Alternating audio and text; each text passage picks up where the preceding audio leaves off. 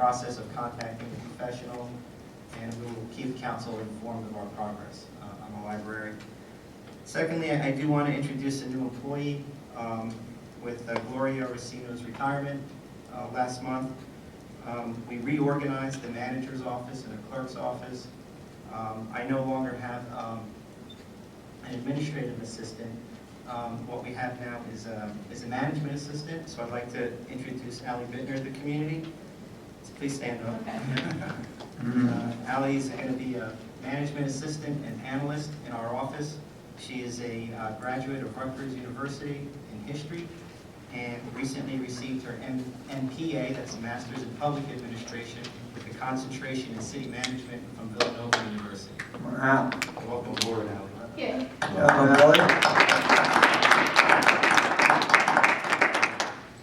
And so she's doing some great work for us, particularly, again, getting back to the customer service area. One of her focuses is going to be on really exploiting the technology we've invested in over the years that haven't really maximized, such as the Ask Evesham system. And we're going to start pushing that again as a way of inventory complaints, tracking trends, and helping to guide recommendations for capital improvements and other investments and other changes. She's going to be working on a citizen survey, which will have a presentation for you on. She's already started research in some areas, such as the Voorhees purchasing program. And she will be handling Facebook and social media from a governmental perspective, highlighting some of the great employees we have here and what they do here. Just making residents aware of things they may not be aware of. So just like a little story, I feel like nobody knows this, right?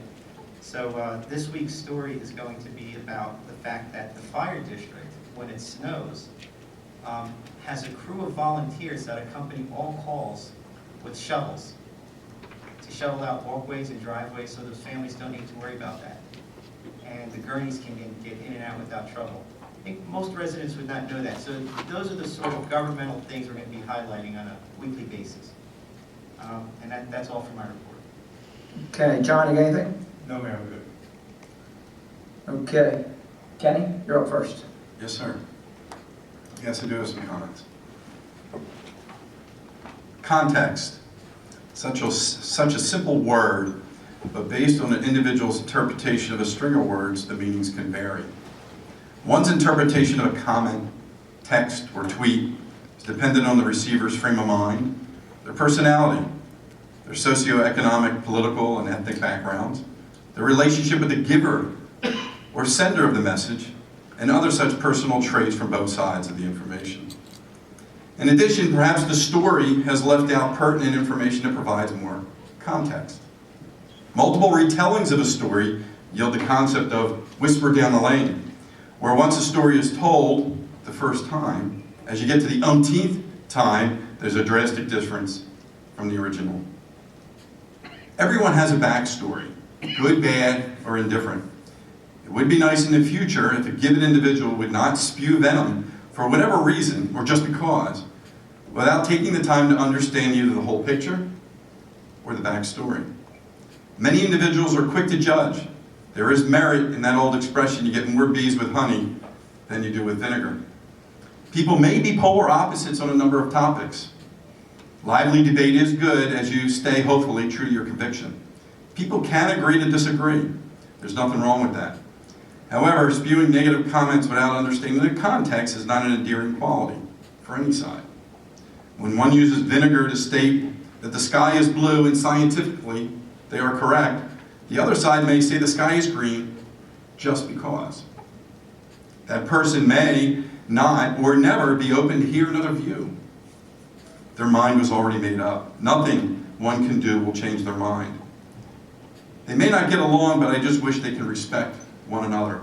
Passion is a good thing, but taken to an extreme, arrogance is not a good thing. With the concept of context as my base, I would like to provide insight with respect to customer service. I've been fortunate to have been involved with the township and the community in some form for over 25 years. Basically, as soon as I graduated from Lehigh University. I knew I wanted to live, marry, and raise my family here. I wanted to give back to the community that has given me much, that has provided an environment where I can excel. Many of the talks I've given up here or anywhere have been in the form of appreciation for allowing me to serve you. From being involved in the MRC as soccer commissioner, where in addition to leading one of the largest organizations in the state, the Sports Unity Special Needs Soccer Program began with me. I have a co-ed tournament in the spring to benefit autism, and countless other positive impacts to the community.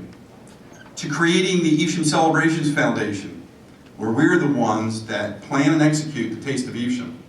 The 4th of July celebrations, which is the 5K run, the parades, the Harvest Fest, the Fall Festival, scholarships, food drives. Me, us, we, but I'm the instigator. To now serving as your township council person. It's always been about service to the community, good customer service to the community. Basically, volunteering my time to serve the residents of Evesham Township. Why? Because it's the right thing to do. Nature abhors a vacuum. While attempting to get others involved, I dive right in to help. Remember, everyone has a backstory. My involvement with the planning board has always taken a customer service approach. As chair of that team, I was always explain the process step by step to the audience and provide information to ensure they have an understanding. The more information one has at their disposal, a more informed decision can occur. As a township council person, I take that same approach. Of course, I can only provide information. You have to interpret the information based on your own value system. My decisions are made with the information I have, along with my own personal value system. Again, we may agree to disagree. You know, social media is a great tool when used appropriately to share information. However, remember, much of those tools are soundbite driven. And when you provide information in sound bites, one can interpret that information, and perhaps not complete or comprehensive information, to perhaps forming their own narrative. In addition, the medium, to me, is not appropriate for debating a given topic. Too much emotion, faceless emotion. Not enough ability to write a script when you have to write in sound bites in order to keep everyone's attention. I find it better to engage in a topic or debate in other ways, such as the phone or face-to-face. Recently, I provided a response to a question that was asked of me in one of those mediums. After composing what was deemed by my wife as a dissertation, I scaled back my response and provided my cell phone to anyone that would like to discuss that particular topic or other topics they have interest in. No calls. There was a comment posted on a certain page that stated the following: does anyone know how to communicate with our town officials or township manager? Website doesn't work for many, many months. We seem to have no way to leave a question. One interpretation can mean that this individual is angry, especially considering the follow-up comments from other folks that they don't want to hear from us. Fortunately, it turned out to be a browser issue with that individual. Quick to judge, quick to jump to conclusions without taking the time to understand. But what is their backstory? I do take offense to comments that I'm a petulant child, as noted in a recent editorial, or that we are not allowing others to speak. Just imagine that whispered down the line effect. Definitely a fascinating psychological experiment, if there was one. For those that judge without the backstory, the whole story, or any story, is slightly disappointing. However, I'm not faulting them. They are acting on the information they have available to them, irrespective of the medium that they receive that information. You all know that you can engage me on any topic. I actually can talk at great length on any given topic, much to others' chagrin or exhaustion. You should see me at MRC meetings and any other meetings that I happen to be involved with. Sometimes the challenge here is the fear of rants or heated discussions, debates from any side, which is not what the process has intended and what the community may not want. We do need to get back to that middle ground. However, I will continue to listen, to learn, to ask, to explain, and then to decide. Thank you. Bobby D. Mr. Mayor, do you really expect me to follow that? Yep. Wow, thanks. After Thanks, fellow councilperson. Sir. I didn't graduate from Lehigh. My college experience was interrupted by my need to fill to pursue my curiosity of what it would be like having people shooting at me. I mean, that's the thought of a 19-year-old, so you can forgive me that indiscretion. But I want to tell you what I learned in 3.5 years in the Marine Corps, a year and a half of that being in the Middle East. And folks approach me sometime and ask me how I can take certain pressures, how I can engage the way I do from time to time and keep smiling. If you want to know about pressure, I'll tell you at another time because it gets very detailed, it's very nuanced, and it has to do with the Middle East. I take a back seat to no one in this room, unless of course you live there like I did for a year and a half. When it comes to the Middle East, that's pressure. This is not pressure. This is a position that I knocked on, I estimate 5,000 doors. 5,000 doors. Is that about a third of the town, Mr. Mayor, as far as the residences? Yep. Not counting some of the apartments where we're not permitted. Some of the associations post signs that we're not allowed to knock on those doors. So, to the best of my ability, I'll follow up my council meeting. I don't have a prepared statement, but I have notes.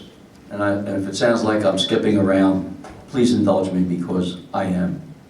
I mean no disrespect to anybody in the room, neither residents nor media. You probably heard me make reference to media by mentioning a couple of the folks that are covering this tonight. The only reason why I don't know the others is because either I don't know your name or I don't remember your name. When we started this meeting, after the police left, we had 18 members of the public. 9 I count as personal friends, 5 I count as close acquaintances, and 4 faces I don't recognize at all. I apologize that I don't know every person in the room.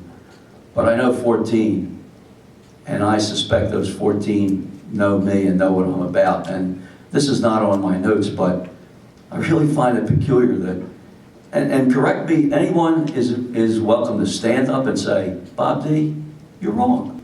But correct me if I heard that somehow there's a flaw in me making myself available when out shopping with my wife or after church.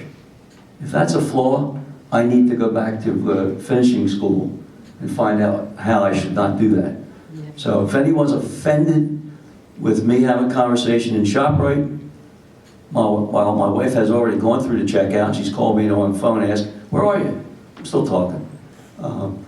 And then if someone takes exception to me having a conversation after church, I guess maybe I should stop doing that. And I guess I should chase people away that come and sit next to me in church and ask me questions before and or after Mass. Wow. What a fault. I apologize for being so personally at fault. I didn't have that in my remarks, but I think it merits some comment.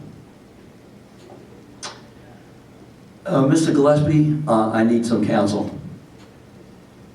Is this whole discussion a result of our tasking you with a manner in which we can systematically, professionally, in an organized, timely fashion, address the concerns, the questions, the comments of the public? Did we not task you with engaging in that function to correct and address the concerns of the public?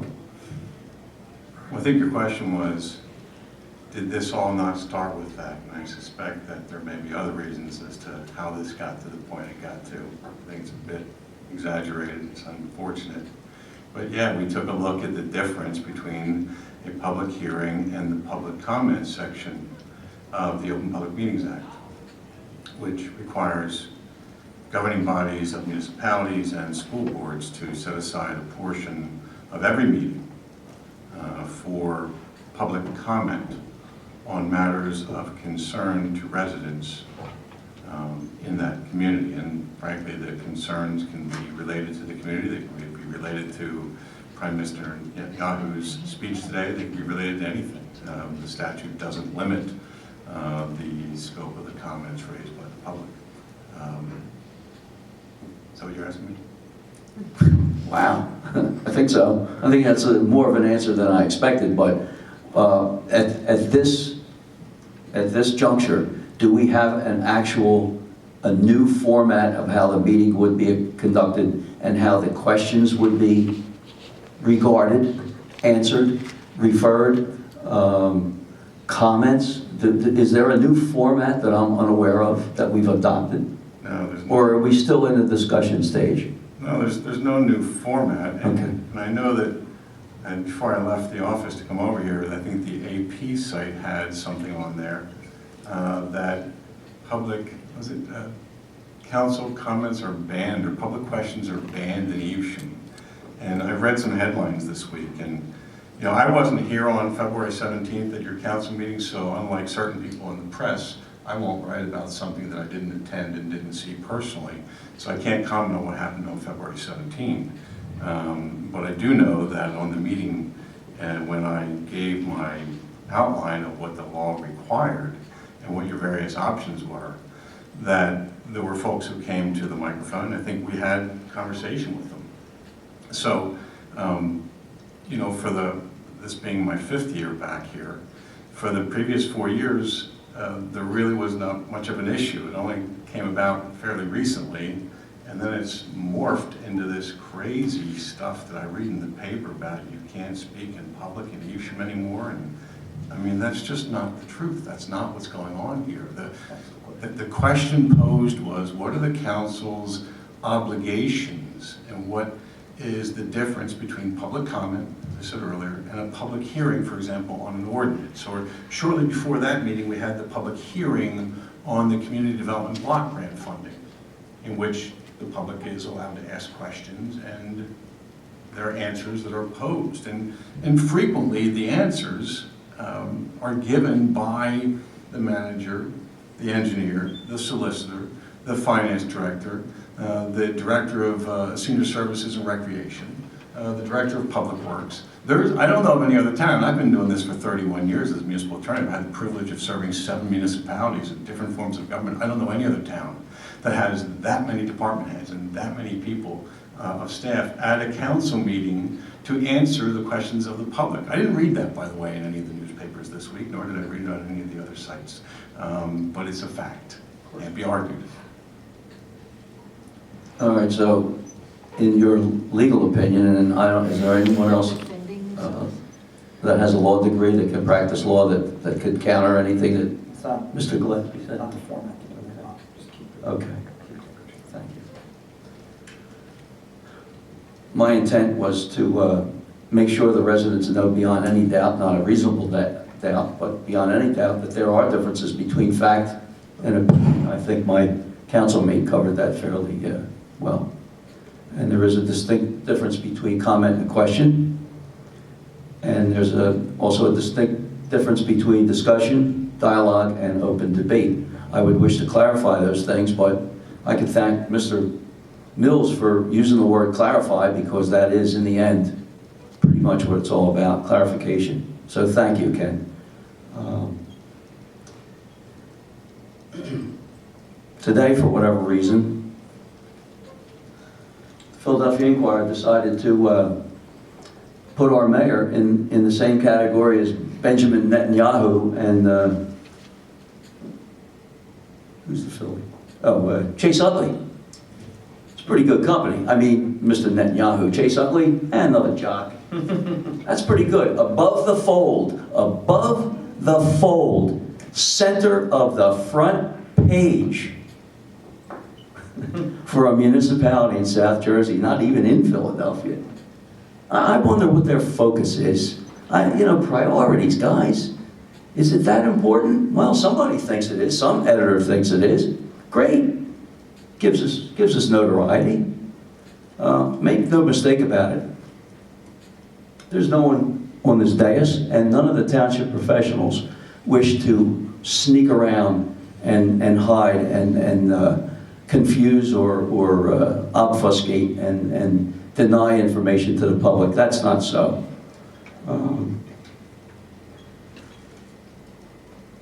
Thanks to coverage from the Marlin Sun, Councilman DeAndrea and I were recognized for,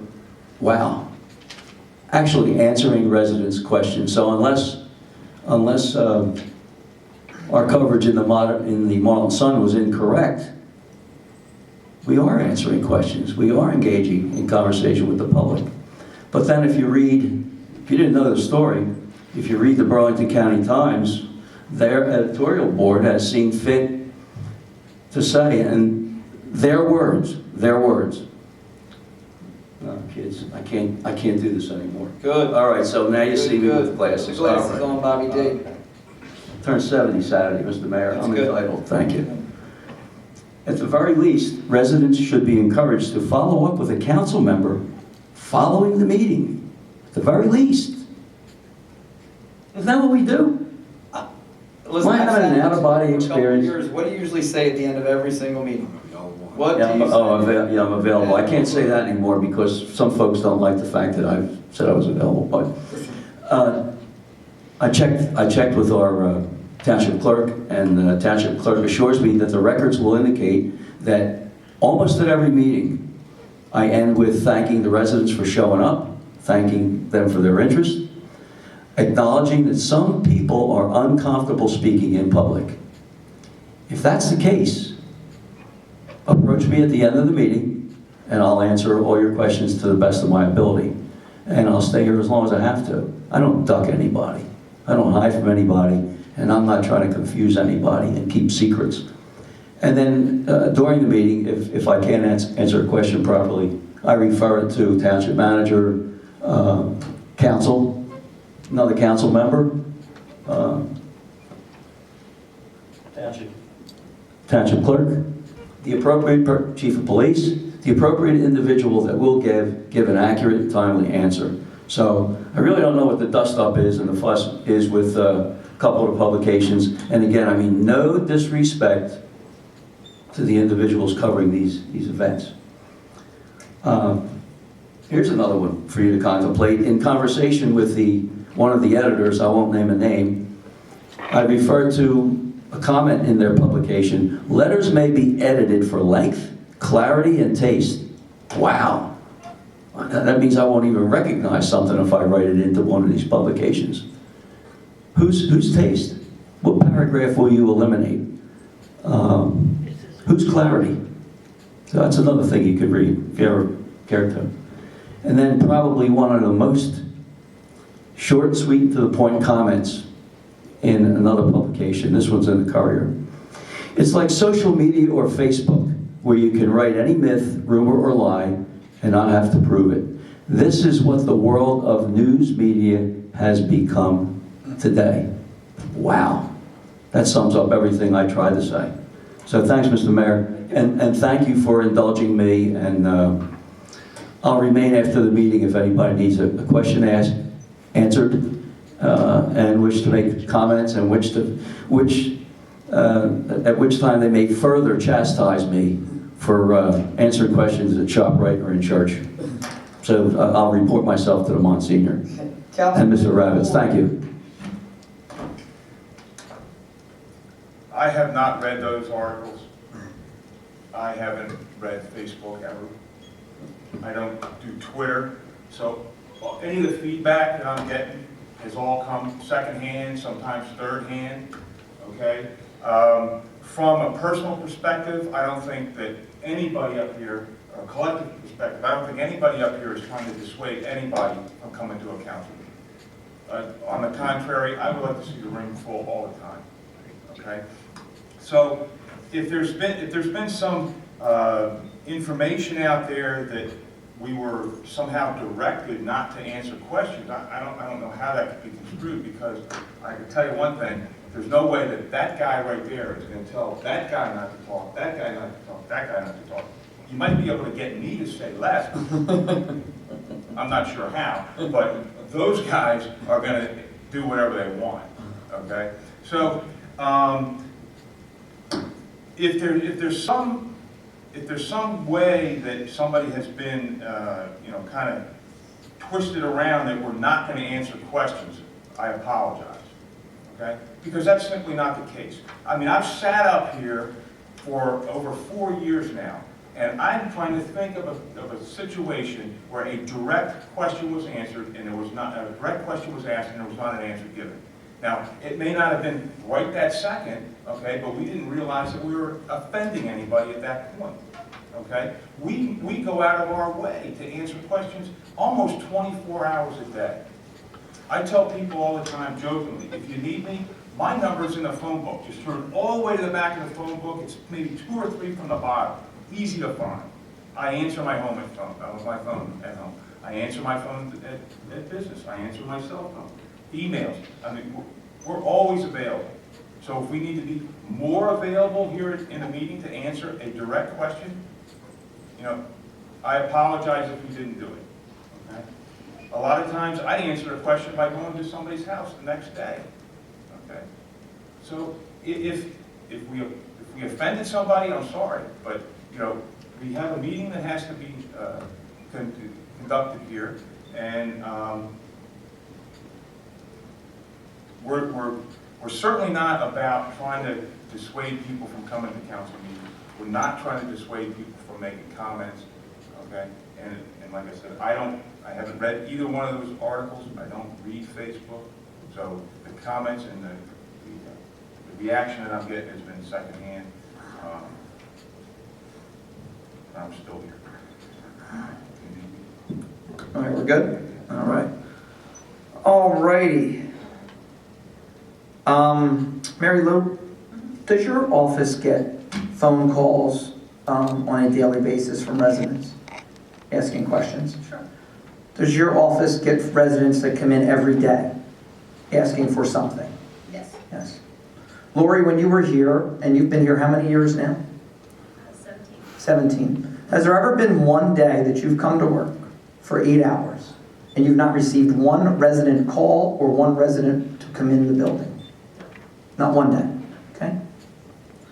Your phone works. We know the phone works. Your emails work, correct? Yes. Okay. And anybody in the public wishing to get a hold of you can just go to the website or come in here or call you, correct? That's correct. Monica, you're down at the Gibson House, correct? All right. Do you get phone calls on a daily basis from residents? Okay. Do you have residents come in the Gibson House on a daily basis? Okay. Do you have residents call you when they're signing up for programs? Yes. Okay. Do you have residents that come in and deal with your staff, whether it's camps or other events? Yes. All right. Would you say that happens almost on a daily basis? Do you get emails on a daily basis from residents? Yes. Okay. Does your staff get emails on a regular basis? Yes. Okay. Chief Chu, Police Department, 50,000 people. Is it safe to say that you have your officers interact with residents on a daily basis? 20%. Okay. Is it safe to say that you have residents either call, email, or ask questions to your organization on a daily basis? Right. Okay. Do you guys try to respond on a rather timely manner? Okay. Tom Cole, you're in charge of the DPW. Does you and your department receive resident calls on a daily basis? Absolutely. Okay. Does when your DPW workers are out in the community, are at times they ask questions? Sure. Yes. At times are they asked to perform a service by a resident while they're out there on the road? What we do. Okay. You personally, do you answer every single phone call and every single email you personally? Sure.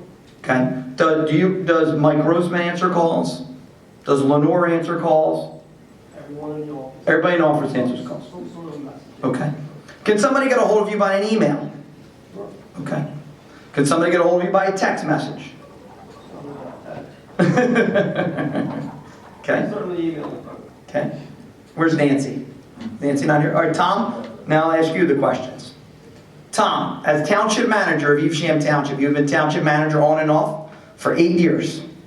All for, unfortunately, a short period of your time. Do you have questions raised to you on a daily basis by residents? Does your office handle residents on a daily basis? Does the registrar handle residents on a pretty much daily basis? That's the clerk, yeah. Okay. Do you get emails at times on a daily basis as a township manager? Okay. Now let's talk to the Department of Community Affairs. Does the Department of Community Affairs get resident questions on a daily basis, would you think? Probably more than anyone else. Does the Department of Community Affairs take residents that are actually come into the building because they're asking for permits or other things? Would you say that happens on a daily basis? Okay. And how big is that staff about in the, when you're the, what does it keep saying? Community development. Community development, community affairs. I was talking to the state today on community affairs. Okay, community development. Now, as a community development, they have inspectors, correct? All right, do those inspectors go out on a daily basis? Do those inspectors interact with the local residents on a daily basis? Yes, okay. Let's go to the tax office. Do you think the tax office gets phone calls from residents on a daily basis? Okay. Do you think residents go into the tax collector's office on a daily basis? Yes. Do you think the tax assessor gets phone calls on a daily basis? Yes. Okay. Now let's go to the golf course. We still own a golf course. At the golf course, do you believe when it's not snowing, of course, that on a daily basis residents go into the golf course? How can he answer Yeah. that? Would you agree that residents go in on a daily basis to the restaurant over there? God, you can't. Okay. So do we have employees at the Indian Springs? Yes, we do. And they handle residents' questions, comments, concern on a daily basis. Correct. Okay. How many departments do we have again? 600. About About a dozen. about a dozen departments. How many employees? About 200. Okay. So it's safe to say, I mean, it's hard to even say a number. We probably get thousands of residents' questions, comments, concerns, complaints on a monthly basis. We do daily. Is that safe to say? Now, in all the places that you've been, tell me about your interaction with the community here. How do you think your staff interacts with the community? You do it well? What's your thoughts? In my job, I typically handle those things that can't be resolved at the departmental level, the employee level, the departmental level. And I would say for a community this size, I have a stellar group of department heads who are able to address not all, but most problems. Okay, thank you. Okay. So far, step one is we've been able to show that residents' questions are asked, answered on a daily basis in the amounts of thousands a month. Okay? So now what we're going to do is we're actually going to talk about some facts now. Okay? Fact is, I've sat here as mayor for 8 years, moving anywhere between, all due respect, I really appreciate when you guys were speaking, there was no back, so I appreciate what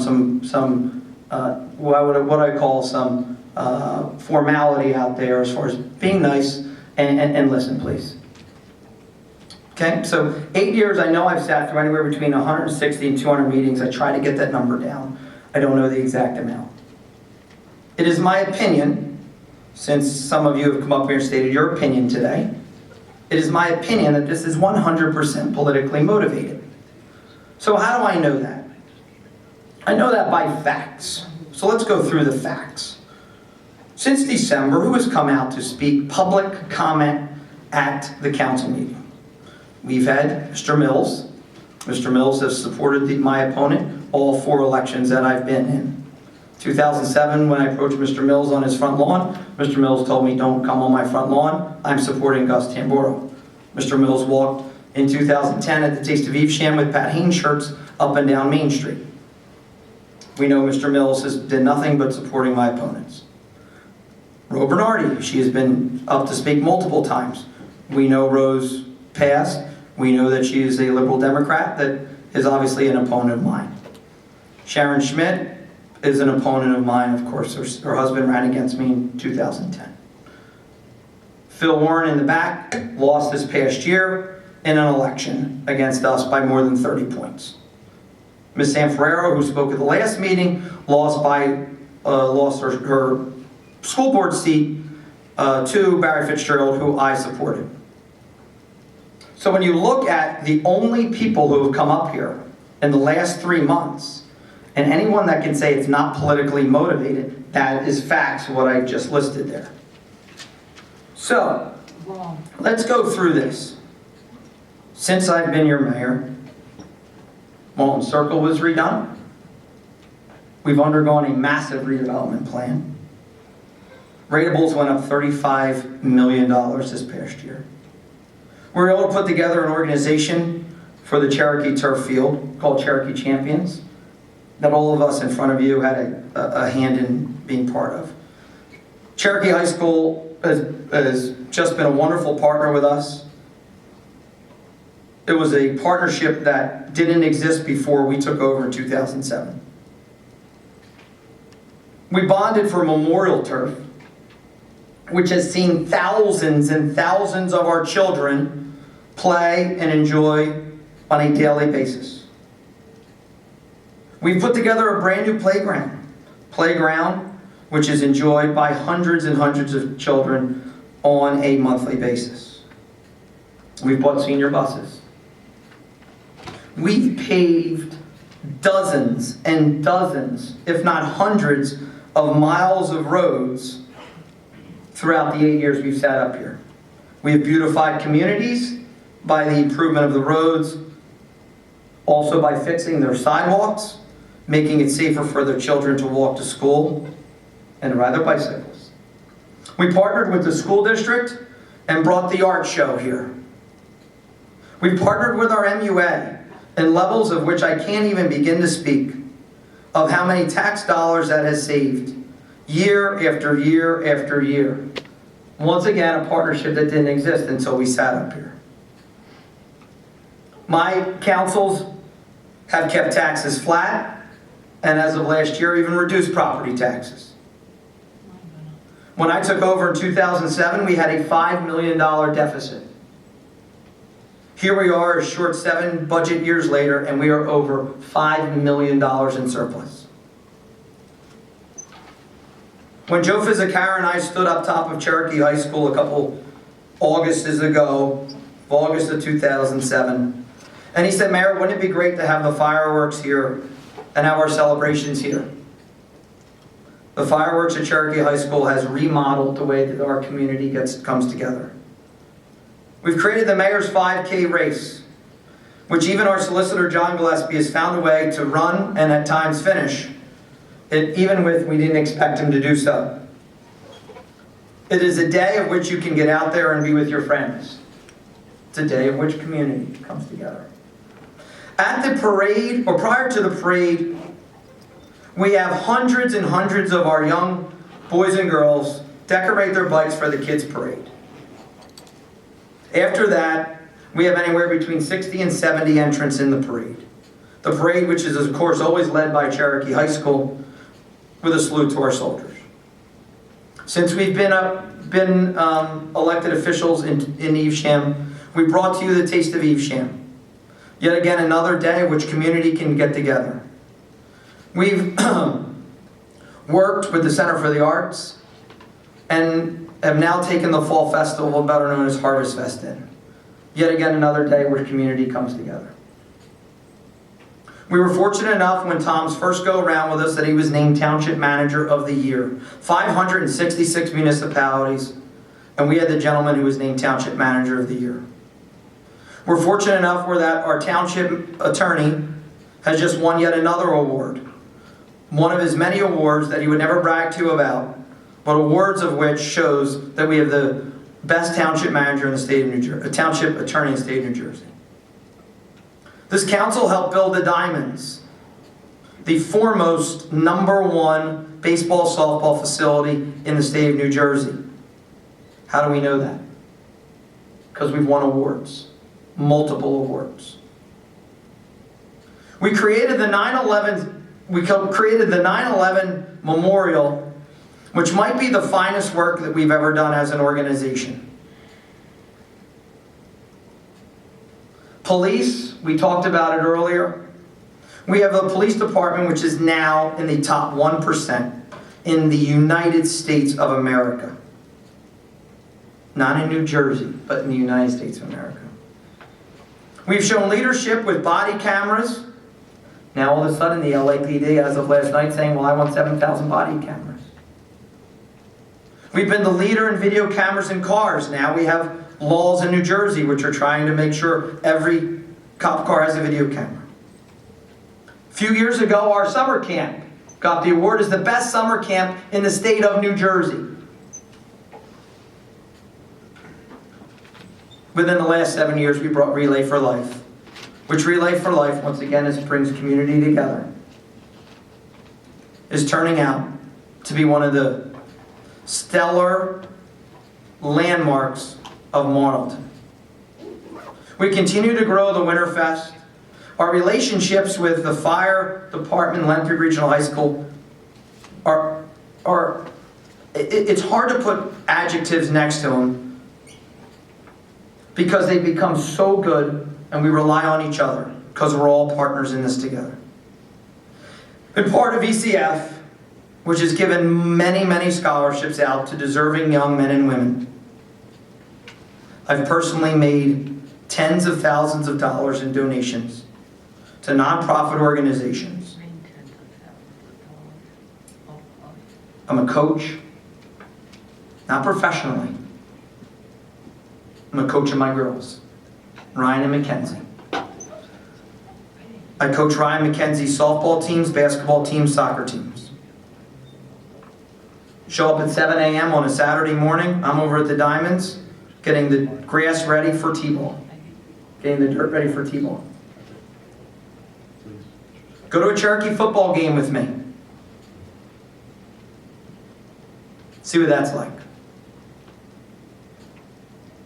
My opinion again. Residents speak in elections. And the residents rejected, resoundingly, our opponents and their message in November, to the point of the largest margin of victory in town's history, 30 points. That's what the residents want. They speak at elections. They don't speak through those who've lost elections.